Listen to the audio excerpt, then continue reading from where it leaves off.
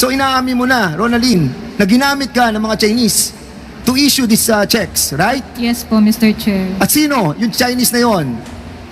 Si Miss Cassandra Ong po. Si Cassandra Ong. Yes. Ayan.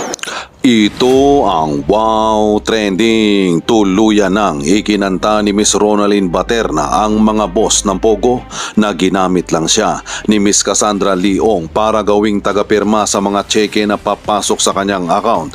Ayon pa kay Miss Ronaldin Baterna na nag-open ng bank account si Cassandra Leong gamit ang kanyang pangalan, pero ang masaklap nito ay hindi hawak ni Miss Baterna ang nasabing account dahil ang may hawak lang daw nito ay si Cassandra Leong lamang, at sa tuwing may papasok na pera, pipirmahan lang daw ito ni Miss Baterna. Tumulo ang luha ni Miss Baterna habang sinasagot ang mga tanong ni Congressman Dan Fernandez at sana daw ay maparusahan ang mga taong may sala at hindi sila na ginamit lamang daw ng mga lintik na inchik ng Pogo.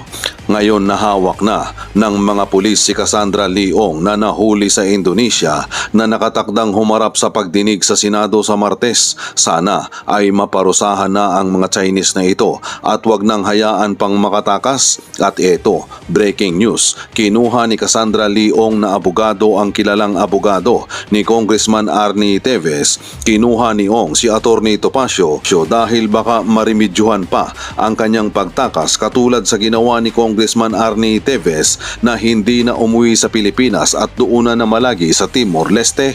Panoorin natin ang video. Sabi ni Chairman Abante na kung ikaw ba ay willing magsalita ng katotohanan at pawang katotohanan lamang. Yes po, Mr. Chair. Okay. Mr. Chair. Okay, so why don't you spill out the beans now? Sabihin mo na talaga ang katotohanan ngayon para mapag-usapan namin yung motion sa'yo. Ay yung reconsideration. Pakisabi na sa amin ngayon. You can now relate that story now. Mr. Chair, good afternoon po. Hindi ko po talaga totoong trabaho yung corporate secretary. Yung totoong trabaho ko po doon is sa gate pass lang po. Nag-i-issue lang po ako ng gate pass sa may main gate. Mr. Chair. Mr. Chair. Mr. Chair. Para mapabilis po tayo. With the indulgence of Chairman Abante, because Chairman Abante has Kasi- the floor. Is that okay, Chairman? Mr. Chair, I think it's already 5 p.m. and we need to go back to Manila. Isa na lang tatanong ko sa iyo, Ronaldin. Ronaldin, meron kang bank account, di ba? Meron po. Meron kang bank account. Meron ka rin cheque.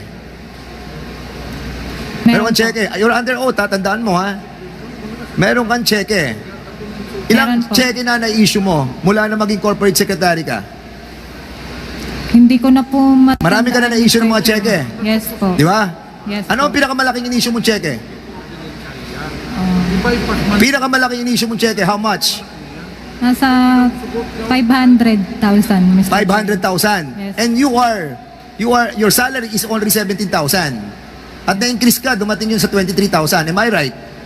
Yes po. How can you issue 500,000 pesos sa isang cheque lamang, correct? Di ba? Isa pa lamang. Ilang cheque ang in-issue mo ng 500,000? Iba-iba po kasi, Mr. Marami Chair. kang in-issue ng 500,000. Am I correct? Yes Di ba? po. Yes po. At saan mo kinuha ang perang yon? Bakit ka nagkaroon ng ganun kalaking pera? Samantalang sumasweldo ka lamang ng 23,000 a month. Hindi ko po pera, Mr. Chair. Kaninong pera yon? Saan ang galing? Sino nabigay? Si Cassandra. Opo. At yung mga boss mo, di ba? Si Miss Correct. Cassandra Ong po. Yes po. So sa lahat ng ito, Mr. Chairman, I don't want to explore this issue anymore because I think the right and proper sana po ay sa susunod na. But I think this person is lying eh. Talagang we have proven and those people also doon sa tinatawag natin sa sila Julian Linsangan, hindi sila umatin ngayon because we will be proving na marami rin silang pera sa bangko, Mr. Chairman. And this person, si Ronaldin Baterna, have issued a lot of checks. No? At sa kanyang trabaho, sa Pogo, sa manggagaling yung perang yon, di ba? And she's trying to tell us that ang kanyang salary is only 23,000. But the reality is, nakakapag-issue siya ng millions of pesos. Di ba? And that make us wonder, why? Kaya kanina, medyo naaawa tayo, even us. The first time I saw her, talaga naawa kami, single mom.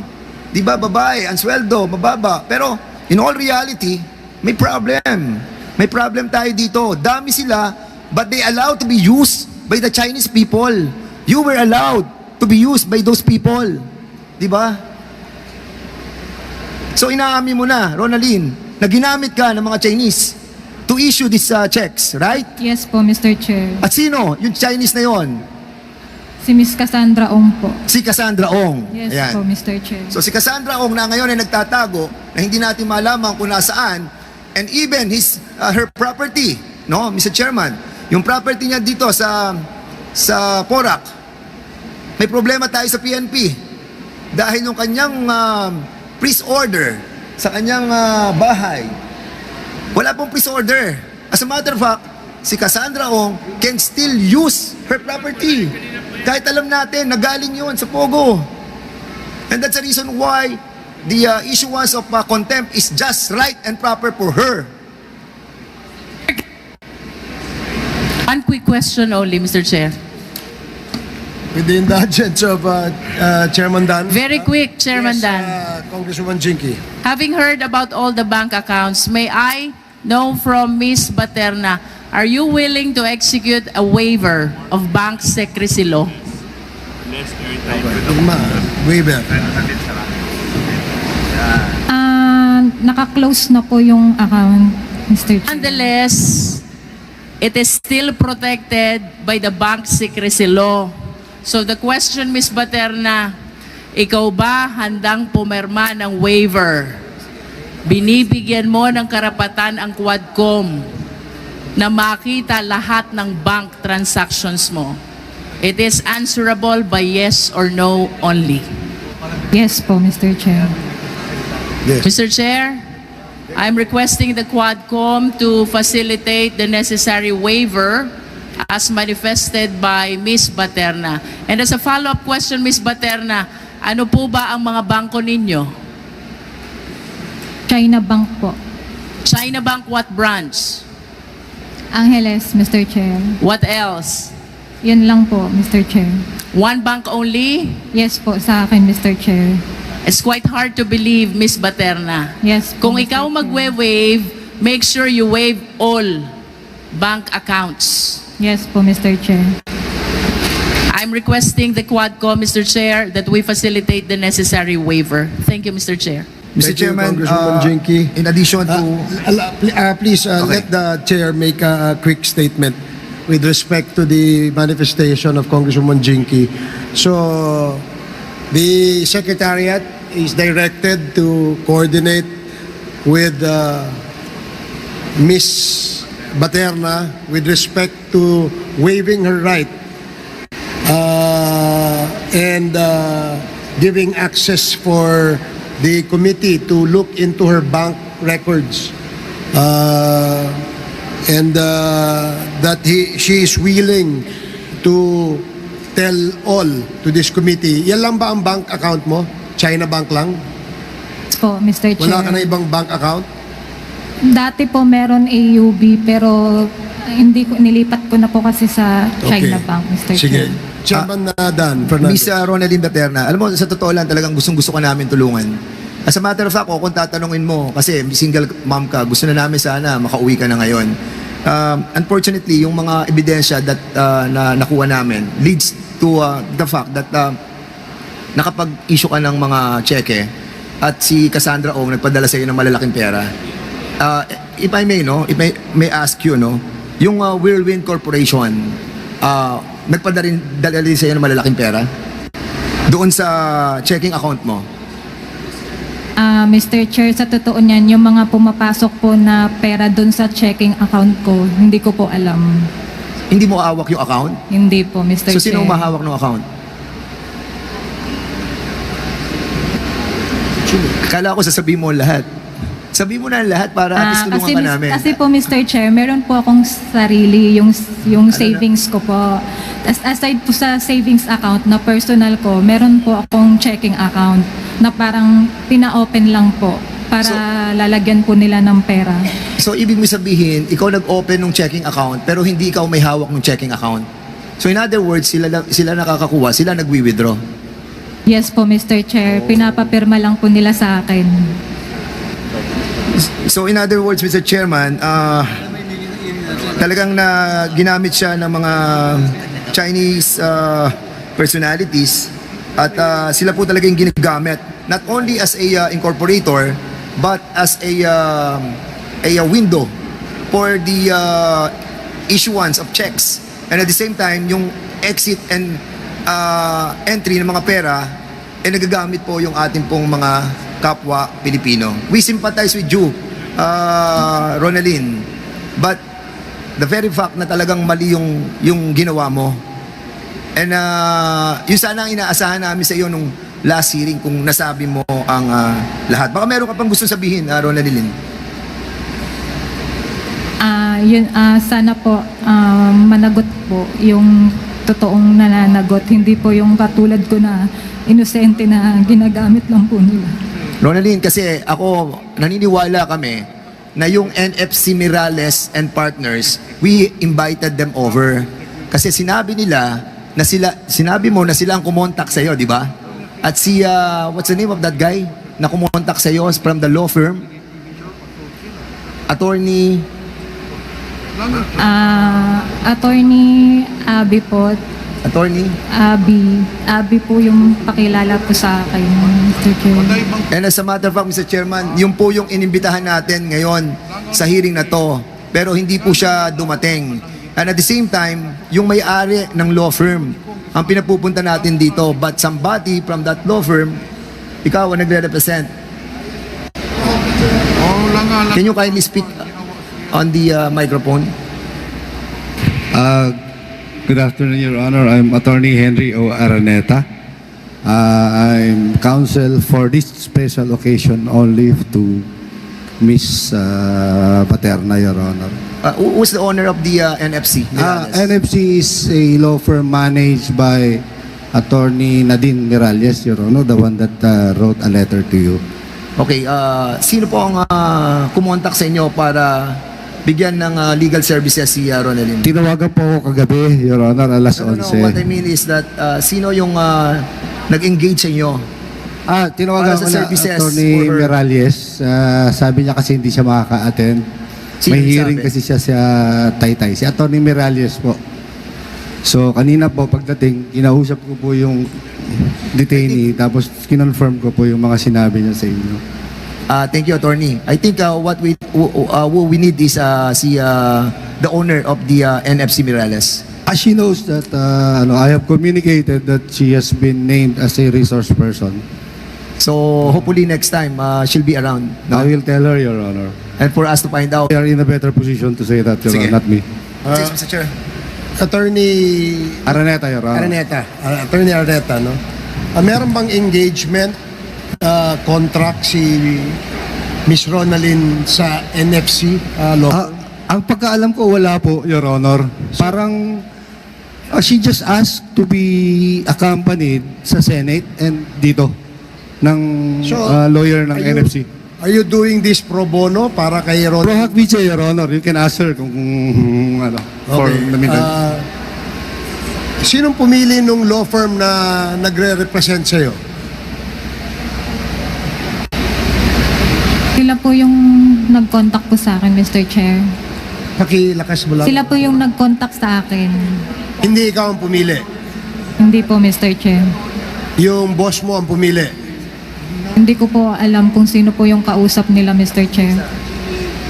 Well, okay. Sige, salamat. We need the presence of Attorney Miralles in the next Yes, Your scheduled Honor. hearing. Will inform her, Your Honor. Thank you. And also, Mr. Chairman, si Attorney Medina, now I remember. Ang sinasabi kasi, ang sinabi mo sa amin, Ronaldin, si Attorney Medina. Yung nag-prepare po ng mga papers na pinapapirma po sa akin. Siya yung tumawag sa'yo, di ba? Si Ay. Attorney Medina. Hindi po.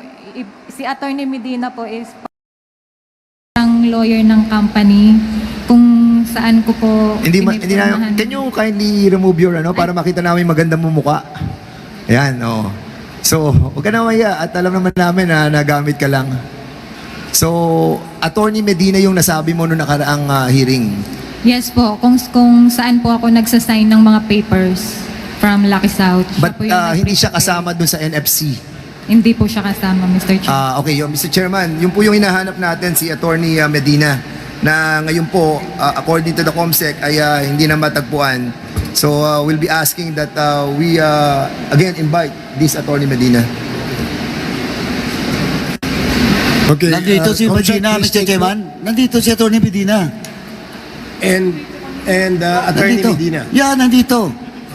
Okay. Ayun. Are you Attorney Medina? Oh. Ayan, andito pala Attorney Medina. Sabi mo wala.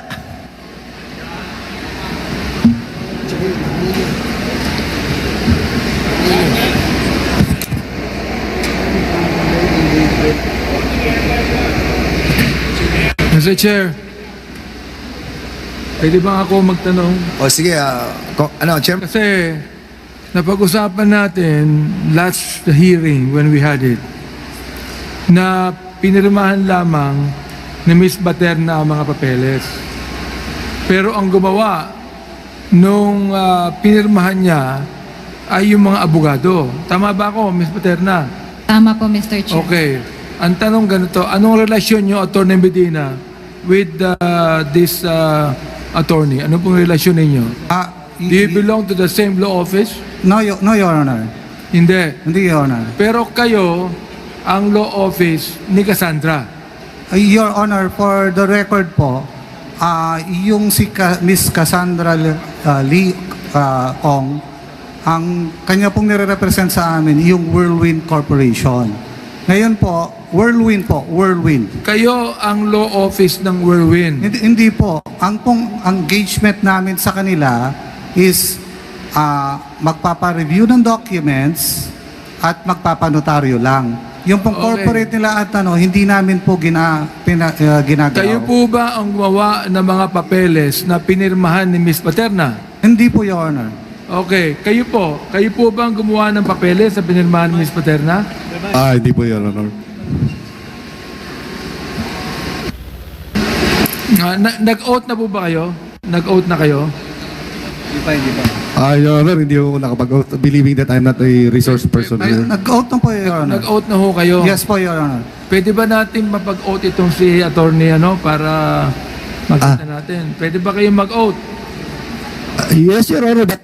Kasi tinatanong kayo rito, kaya mag-oath kayo. Apa. Sige po. Okay. Hindi pa ba nag-oath? The COMSEC is hereby directed to take the oath, administer the oath of these two resource speakers. Yes, please. Mr. Chairman, Si Ma'am Baterna. And also Ma'am Baterna. Okay, please. Tapos na siya. Please raise your right hand and please answer. Do you swear the truth? Do you swear to tell the truth and nothing but the truth in this congressional inquiry? So help you God. Thank you. Okay. Ngayon, kung hindi kayo ang gumawa ng mga papeles na pinirmahan ni Ms. Baterna, sino pa ang gumawa ng mga papeles na pinirmahan mo? Kasi Mr. Chair, usually pumupunta ko sa law firm ni Attorney Medina. Doon po ako nagpipirma doon sa logbook.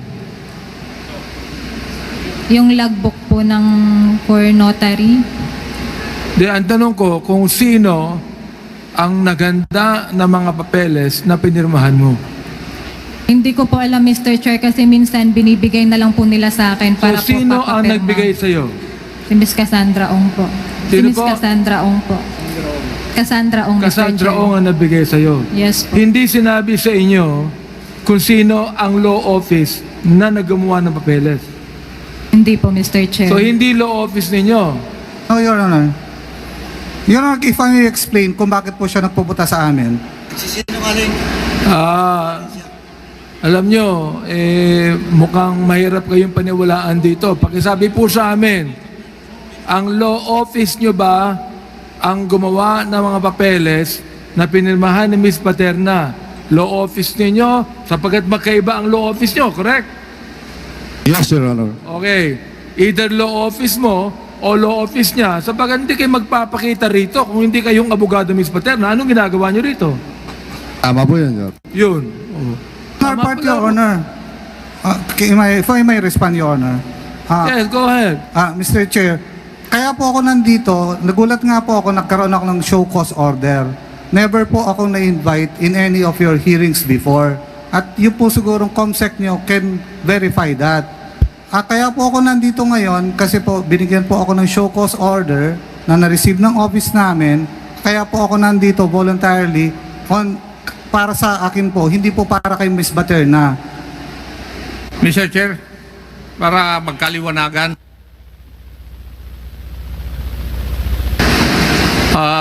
hindi ba Go ahead. Miss Baterna, nung last hearing, pinakita ko sa iyo yung dalawang sublease agreement na pinirmahan mo for and behalf of Lucky South 99. Tama? Tama po, Mr. Chair. Sinabi mo doon sa hearing na yon, pirma mo. Tama po, Mr. Oh. Chair. Tinanong ko sa iyo, sino ang nag-prepare nun? Ang sinagot mo, Attorney Medina. Yes, Tama. Mr. Chair. O, yun ang dahilan, Attorney, kung bakit ka nandito. Yes, Your Honor. I understand, Your Honor. Pero hindi po ako. Ngayon, will you answer? Yeah, yung I will tanong, answer ikaw that. ba ang gumawa ng mga dokumento na yon? Your Honor, yung pong unang lease contract, which is between Sublease contract yun. yes, Your Honor. Yes. Sublease agreement, Your Honor, na sinay ni Stephanie Mascareñas. Ikaw ang gumawa nun? Ganito po. Yes or no? Yes, Your Honor. Yes, Your Honor. The first Nagdidepensa ka yes, pa eh. Thank you, Your Honor. Yun ang katotohanan. Bakit nandito si Atty. Medina? Dahil binanggit ni Miss Ronaldin yung pangalan niya na siyang tigagawa ng mga dokumento na pinirmahan niya. Thank you. May katanungan ako sa iyo, Ronaldin. Kanina sinabi mo na yung checking account na nasa pangalan mo na kung saan nagdalagay ng malalaking pera si Cassandra Ong ay hindi mo hinahawakan. Kung hindi mo hinahawakan yung checking account na yon, sino may hawak ng checking account na nakapangalan sa iyo? Si Miss Cassandra Ong po. Pag may ano lang po siya, yung pinapasulat, ako po yung nagsusulat. So lahat ng malalaking pera na nanggagaling sa outside of the Philippines, pumapasok sa checking account na nasa pangalan mo at ang kumukuha nun ay si Cassandra. Hindi ko po alam, Mr. Chair, kung may pumapasok. Kasi nga po, hindi ko po hawak yung account, nung checking account, Mr. Chair. Kasi alam mo, Rona, tutulungan ka namin talaga dito. Pero may nakikita ako na yung perang nanggagaling kay Cassandra Ong lumilipat sa checking account mo. So ang tanong, sabi mo kanina, hindi ka umahawak ng checking account mo. Hindi si Cassandra may hawak ng checking account mo. Sino? Miss Cassandra Ong lang po yung nakakausap ko, Mr. Chair. Wala na pong iba. Siguraduhin mo, Cassandra. Siguraduhin mo, Yes, Kasi Mr. we will Chair. try to find out. Amlak, andyan ang Amlak. Can you kindly, kasi I think you are willing to issue a waiver, no? Are you willing to issue a waiver to find out yung Yes. track of your accounts? Yes po, Mr. Chair. Can you kindly help this committee to find out the trace of money between Cassandra Ong and Miss Ronaldin Baterina? Mr. Chair, if you will already get the waiver that will make the action of AMLAC faster, because if we don't have the waiver, we still need to secure authority from the Court of Appeals to conduct back inquiry. But if Ms. Materna will already issue a waiver, AMLAC can act faster, Mr. Chair. So, again, Ronaldin, you are willing to execute that waiver. So, we'll be asking the COMSEC to execute a waiver and for you to sign it. So Mr. Chairman, I think it's really getting late at nakikita na po natin na medyo kumukulimlim na. And our apology to all the resource speakers who have not been asked by the members of this Quadcom. But rest assured, in the next hearing, we will be prioritizing those resource persons who have not been asked. No? So, Mr. Chairman, I have no further question to our resource person.